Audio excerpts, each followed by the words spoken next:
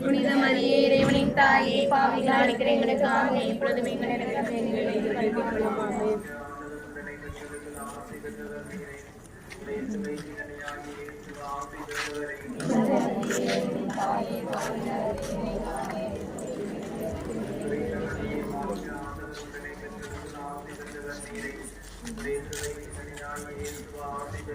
புனித மரியே இறைவனின் தாயே, பாவிகளாக இருக்கிற எங்களுக்காக இப்பொழுதும் வேண்டிக் கொள்ளும். ஆமென்.